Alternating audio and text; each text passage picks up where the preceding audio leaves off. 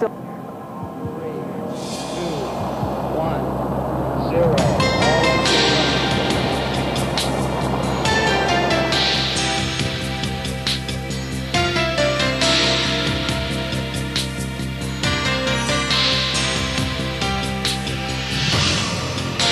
That's one small step for man. A mission that will herald a new day of international cooperation in space.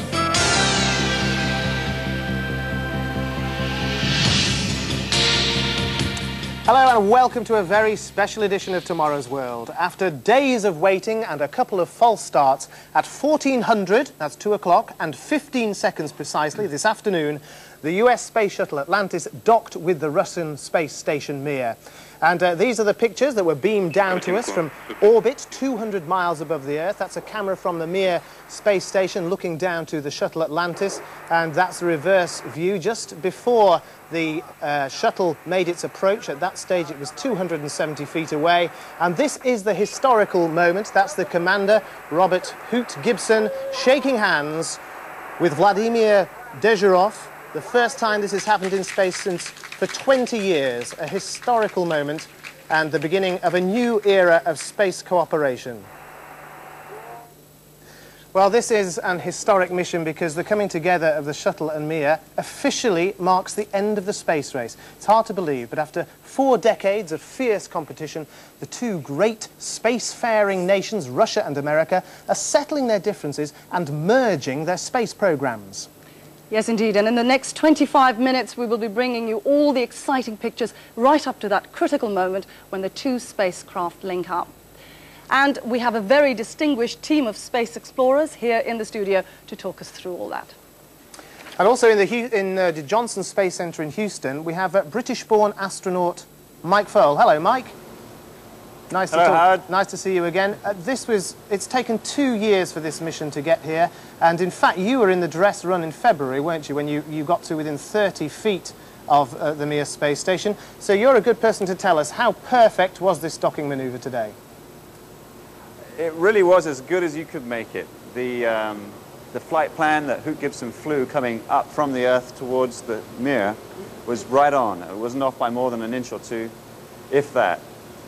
And then the beauty of it was that the docking mechanism also worked exactly as planned, and that was built in Russia.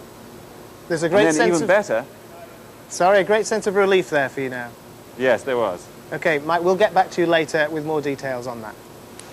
Well, someone who has actually docked with Mir and been aboard the space station for 6 days, the first British person in space, Helen Sharman.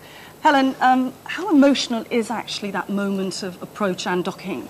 It is a wonderful time because when you feel the bump as you make contact, you feel also as you're spinning round a little bit to make the electrical hydraulic connections. And then when you've checked you're not leaking air from the seal, that's when you can really open that hatch and just float through. And that feeling is tremendous. Well, I'm going to bring in now Colonel Vladimir Titov, someone who Helen probably knows quite well. One of only 3 people to have been on a shuttle and aboard Mir. Who do you think was most nervous at that precise moment, the Russians or the Americans?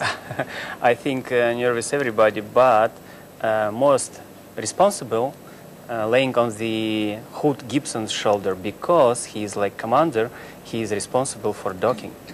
And I think it was a very exciting time for him. And you thought it was a perfect docking? Yes, perfect. Yeah. Well, we'll see more pictures of that in a minute. Howard? Now, as we go through this afternoon's programme, if you have any questions that you'd like to ask any of our team of experts, you'd be very welcome, and you can contact us here by phone, fax, or indeed on the internet. And our teams are manning the phones right now, and the telephone number to call is 0181 811 1066. And if you want to send a fax, you can do that on 0181 740 8607 or 8608. And if you have access to the computer, the internet address, and it should be on the screen now, is tw@bbcnc.org.uk. The programme is going out on the net. It's being typed into the net live. And, of course, all the details you can get on CFAX, page 623. All right, well, let's start off with the position as it was 30 minutes before the docking. And to talk us through the first manoeuvres, General Alexei Leonov and Vance Brand. Now, they've done this sort of thing before when the Russians and Americans met up in space in 1975. In fact, Alexei was one of the people doing the handshaking then. Let's have a look at these pictures. This was, of course, the blast-off. The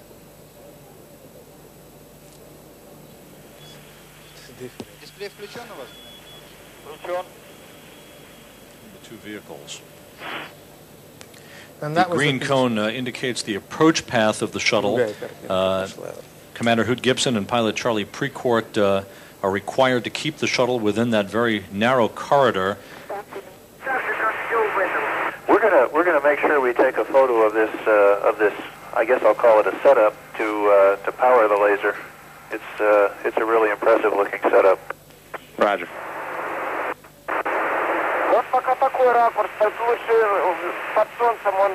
Vance, as well as being on the last time you met up in space in 1975, you've also flown 3 shuttle missions yourself. So what are we looking at here, and how difficult is this particular maneuver?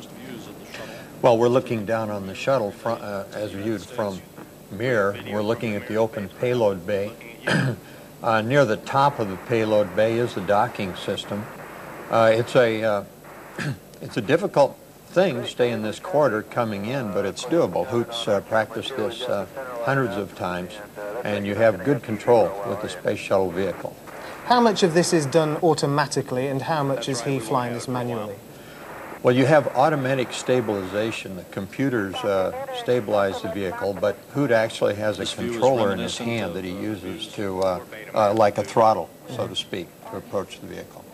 And Alexei, what are the pressures at the moment? What are they thinking about? You were up there as well. What's the psychology of this? 20 years before we tested this situation, our joint crew, Soyuz Apollo, Apollo Soyuz. I remember all step and never forget what we are doing at this time. But it is a very important moment for future work. I am sure the heart of all crew work like strong engine, but mind work like big electronic machine. Excellent. Shahnaz. Howard, thanks a lot. Helen, I was just looking at these pictures and wondering what sort of memories they're all bringing back for you, because of course MIR, although we're not looking at MIR yet, was home to you for 6 days. It's good memories. MIR feels like, I mean, not just home like your place of abode where you live, but it really is your home. You feel at home there, and it's a great place to be. You know, it's got everything that you could possibly want to keep you alive and make you feel good as well. General Titov, just looking at the pictures we're seeing now, and there's the shuttle obviously being filmed from aboard MIR, yes? Right now, yes. Now, what did you feel? Because, of course, you were on the rehearsal, weren't you? And you got quite close, but not... Yes, I remember last February, then STS 63 crew, and I was on board the spacecraft Discovery. We flying around the station, and we wave each other, our hands, and have good communication and good flying around. And it was one step before before the big thing. But then there was the worry, wasn't there, that the shuttle might actually damage the space station. How did they actually resolve that problem? In our flight was engine leaking, and we worried about damage for solar panel station MIR. But we had some tests, some fixing, and we had only small leaking. It allowed us flying to 10 meters. Now, Alexei Leonov, Colonel Titov, what we've got is a question. We've been asking people to phone in and ask some questions, and one is particularly for you, because James Armstrong of North Kelvinside Secondary School in Glasgow says that what will happen if you're on a long-duration flight and you've been, for a year in space, what happens if you fall out, if you actually argue with one another? You can't very well walk out. Do you get special training? What actually happens? The cosmonauts have a long time for training, and before training, we have special departments. They are medical persons, this is psychologists, looking for crew members for crew, because it's very important for a long flight, duration flight.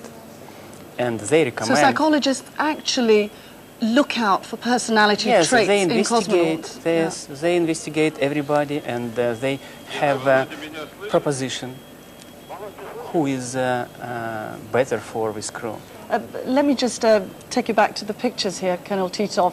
That's the docking port we're looking at, isn't it? Yes, of course. Talk us through what's actually happening now, with what, about 20 minutes to go before the actual docking? Yes, it's a station keeping on the 10 meters distance, and in this time, Mission Control Center in Moscow, Mission Control Center in Houston checked all of the status, all of vehicles, Station MIR and Atlantis before final approach. Right. Let me just quickly ask Helen to just tell us who are some of the people who are actually on MIR. Well, we have Vladimir Dezhurov, who was in training actually while I was doing my training over there, and of course Gennady Strikalov, who is a very, very experienced engineer, flight engineer, been in space, I think this is his 6th time now, and Norm Thagard, the American, who's broken the endurance record for an American in space. So they've spent now nearly 4 months together in space, and I'm sure delighted to see the new members of the shuttle. Well, we will indeed come back to pictures of the two crews getting together, Howard. The process at this stage is they're moving at something like 0.2 feet per second, but we can now look at the critical moments as the two spacecraft near. Now, this is looking up from Atlantis to the docking station on Mir. And Vance, what is happening right now? These are the critical moments, aren't they? Yeah, that's right. Atlantis 16 about feet 30 from the feet Mir, out, time to dock why in 2 minutes. everyone decides that, yeah, it's time to go in and dock. You get a go from each side. Now we're looking at shuttle's docking system, and the 2 squares at the top are where the crew look through to control the shuttle when approaching the mirror. Hoot Gibson would be looking up through the right-hand dark square there. I should say I got that wrong. We're looking from Mir at the Atlantis, of course. Yeah. So Yeah. he's looking through that window, and he's got a couple of throttles, hasn't he? And he's basically braking against the Earth. How does that work? Well, since he's coming up directly from the Earth, underneath, so to speak, due to orbital mechanics, there's a natural braking which would, if he never put any thrusting in to approach the mirror, would make him actually stall out before he got there. So he has to keep pushing Atlantis 10 feet from the Mir, time to approach docking, 1 minute mirror. 50 seconds. This is a natural safety feature in a way. It saves propellant for the shuttle, but it also allows them to not have to thrust toward the mirror and upset its delicate solar panel. That's crucial, of course, because some thrusters, of course, do point at Mir, and they weren't allowed to be used because of fear of damage to various navigational equipment and so forth on Mir. That's right. Yeah.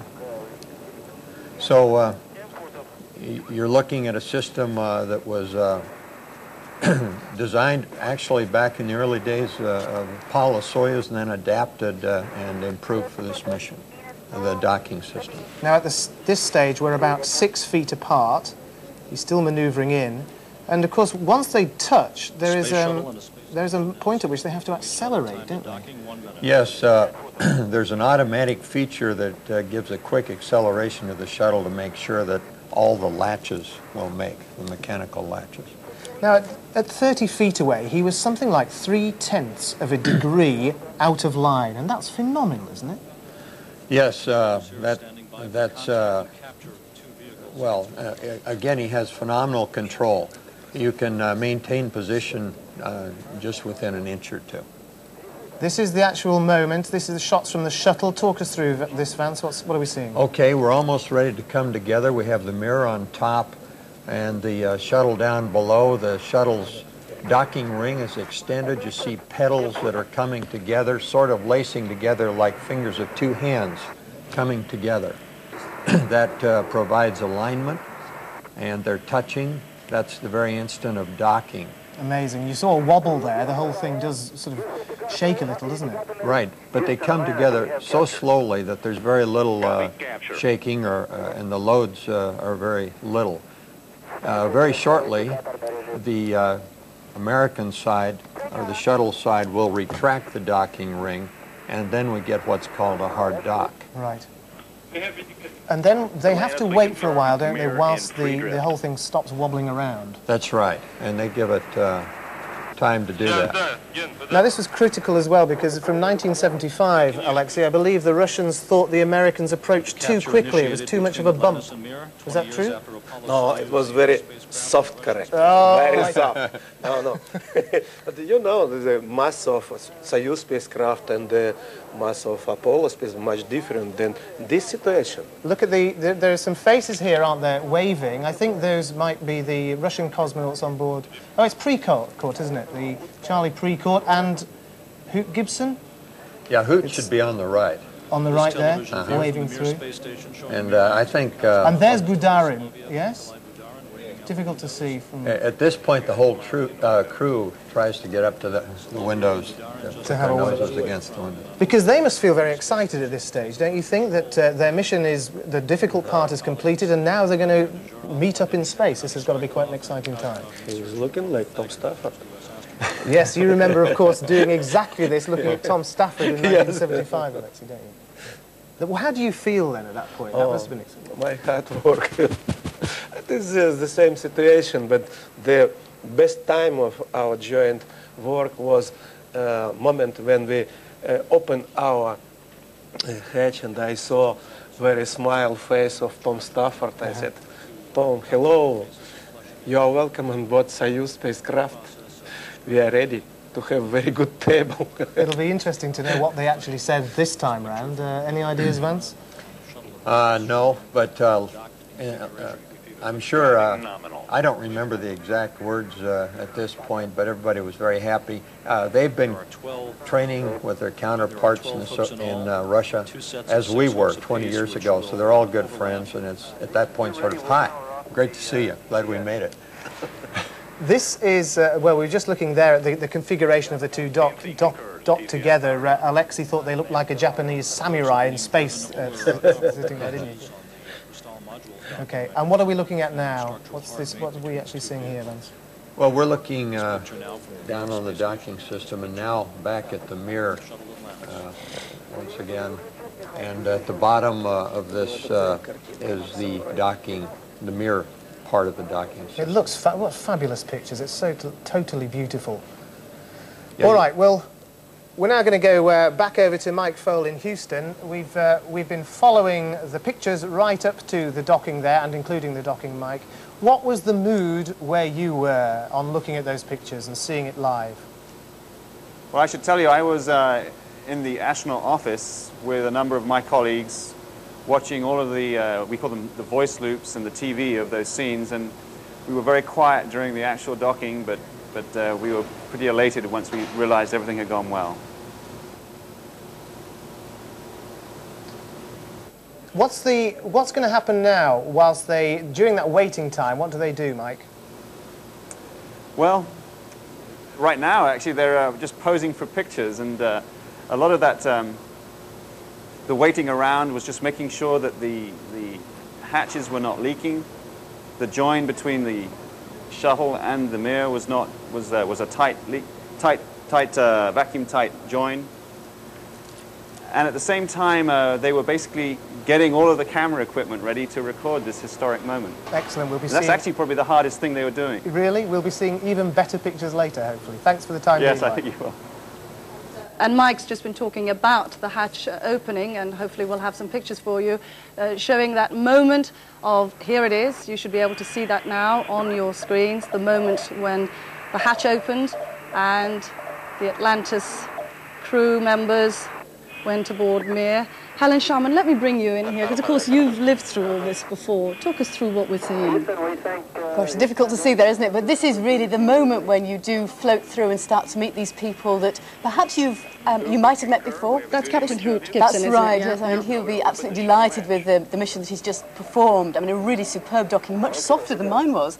We made a bit more of a bump, and I do actually remember our words. Before we floated through, we said, wasn't too painful for you, was it? And they said, no, guys, welcome in. Helen, it's about 5 seconds before the hatch actually opens. Here we go. They have to make sure that the pressure is identical between the two different spacecraft, because even though they've checked the seals, they've got to make sure the pressure is equalised between the two spacecraft. And just opening that hatch there, you can see him look through. The space station Mir is huge. There is, I guess that's Vladimir Dezhurov waiting with a television camera. You can see him recording this momentous occasion. And really is a great, great joy. There's taking his time there, enjoying it, I guess, just making sure he's got his own camera too. And going in, I guess extending his hand shortly. This, I mean, it really is warm. So somebody's now going to pull him in, yeah? Well, he can pull himself through. The hatch there, you can see it's quite small, enough so that he can manoeuvre himself through quite easily. He can see the Russian people there on board, and no doubt Norm Thagard, who he'll be very, very pleased to see. Asking him how he's been getting on. Of course, they'll have learnt a lot from Norm's visit on board the Mir space station. Patrick, well, let me just bring you here. You're Britain's best known and best loved astronomer, although you say yourself you're an amateur astronomer. Tell me, we will actually be able to see Mir. Yeah, hang on, we're back to the hatches, we're back to the pictures again. Hang on a second. There's the handshake, we're looking at the handshake, there we are. And claps from mission control in the background too, isn't that great? And that's Vladimir Dezhurov, the commander of the space station Mir. Oh, wonderful. We're obviously going to get, there it is, the group shot of everybody. Now there's two, this is the biggest party in space, is it not, Helen? We've got 2 women and 2 Russians and 5 Americans, and there'll be more people going back than who've come up into space. And importantly, there's more people together now in space than there has ever been before. I mean, look at the number there on board the space station Mir. And they're, oh, look at the smiles, isn't it wonderful? You can see Guinness Stikhalov there in the middle. Super. Let me just bring you back in again, Patrick. One of the questions that we've been asked is, can you actually see Mir from Britain? Yes, you can indeed. And I think it's going over around about 10:15 summertime tonight. It's fairly bright. Don't mix it up with the planet Jupiter, that very bright thing low down in the south after sunset. You'll see Mir all right.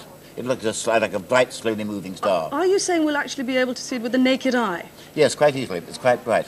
Amazing to look at that thing, you know. We've got a whole space party up there. And the space age began less than 40 years ago. And I remember thinking about 1955, the whole idea of sending up even an unmanned satellite seemed fantastic. How far we've come since then. So history has been written today. But in what sense is what's actually happened today important for the future of the space program? There's plenty of important aspects of it. To my mind, one of the most important things is that we've said the space race is now firmly and finally dead and buried. And, of course, the shuttle is an absolute integral part of it now. And I remember, you know, talking years ago to Yuri Gagarin, the first man in space, and he said that he hoped to live to see the first base on the moon shared by all nations. Well, sadly he didn't, but I'm sure it will happen. And without this kind of operation, that could never come across. And you are optimistic about the whole plans for this International Space Station? That will Scientifically I am. Politically I'm not so sure. We've got to wait and see. Well, Patrick Moore, thank you very much indeed. Excellent. We've particularly been enjoying the pictures of everybody stuffed into the Mir space station. Alexander Kaleri, you spent time on Mir. Is it big enough to hold 10 people for a party? It's a very big company. It's big enough, yeah? Yeah. It's more than enough. Okay, very good. Well, it's been fascinating. We have to leave it there as the crews of the shuttle and Mir prepare to receive a call from their presidents, Yeltsin and Clinton. We'll be back at 11:35 tonight with the rest of the day in space, and we'll be looking ahead to where it will all lead in the 21st century. Yes, and we have to thank all of you for the calls and faxes that we've been receiving, and we will try to fit more of them in later. And how to get in touch with us, of course, we'll give you all the information, but the details are on CFAX, page 623. In the meantime, the National Science Line is open, and you can talk to the scientists about really anything, any questions you've got relating to this mission. And I'll give you that number. That is 0345 600 444, 0345 600 444. And the calls are charged at the local rate. So do call. We'll see you later at 11:35. Make sure you get a late pass out. And Space Station Mir came in right on schedule. Cameras on the shuttle were able to show us the Mir. Then cameras on Mir took a close look at the shuttle from above it. When the docking came, we looked from the side on your left and from a camera pointed into the middle of Mir's docking port on the right. These were the words which were waited for on the ground. Houston, Atlantis, we have capture. With that, the docking was underway. For 2 hours, astronauts and cosmonauts made sure nothing was leaking, and then the hatches opened. And for the first time in 20 years, Americans and Russians on separate ships were shaking hands in orbit. The two ships will remain docked until July 4th, while the long-term space travelers get tested to find out how much their bodies have changed while they've been away from Earth. That's John Holloman with the first of 7 planned dockings in space.